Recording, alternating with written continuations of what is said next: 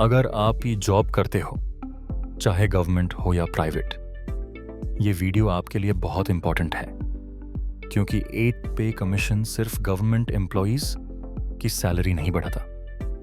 इसका इफेक्ट पूरी Indian economy और मिडिल क्लास पर पड़ता है। सवाल सिंपल हुई है, सैलरी सच में बढ़ेगी या सिर्फ महंगाई बढ़ेगी? और प्राइवेट जॉब वालों का क्या? आज हम बिना हाइप, बिना fake news, full reality check करेंगे। पे कमीशन एक गवर्नमेंट पैनल होता है जो डिसाइड करता है कि सेंट्रल गवर्नमेंट एम्प्लॉयज को कितनी सैलरी और अलाउंस मिलनी चाहिए। अभी 7th पे कमीशन चल रहा है जो 2016 में लगा था। यूजुअली हर 10 साल में नया पे कमीशन आता है। इसी लॉजिक से 8th पे कमीशन 2026 आसपास एक्सपेक्टेड है। अब सबसे बड़ा क्वेश्चन, कितनी सैलरी इंक्रीज होगी? एक्सपर्ट्स के हिसाब से फिटमेंट फैक्टर हो सकता है 2 से 2.8 के बीच। अगर किसी एम्प्लॉई की बेसिक सैलरी 18,000 है तो वो बढ़कर हो सकता 45,000 से 50,000 के आसपास। हायर लेवल ऑफिसर्स के लिए इंक्रीज और भी तेज ज्यादा हो सकता है। सुनने में अच्छा लगता है ना, पर पिक्चर का दूसरा साइड भी है। जब भी कि सैलरी बढ़ती है, मार्केट में महंगाई भी बढ़ती है। Rent, school fees, medical bills, insurance, सब महंगा हो जाता है। तो असली सवाल यह है, क्या सैलरी इंक्रीज महंगाई से ज्यादा होगी?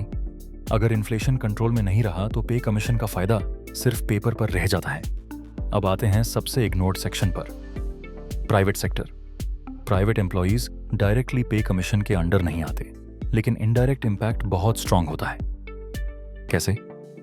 गवर्नमेंट सैलरी बढ़ने से मार्केट डिमांड बढ़ती है, कंपनीज पे प्रेशर आता है हिके देने का, स्किल्ड टैलेंट को रिटेन करना मुश्किल होता है।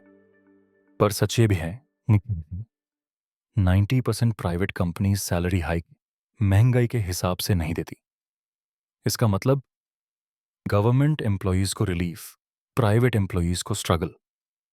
मिडिल क्लास ना ज्यादा गरीब होता है ना ज्यादा अमीर।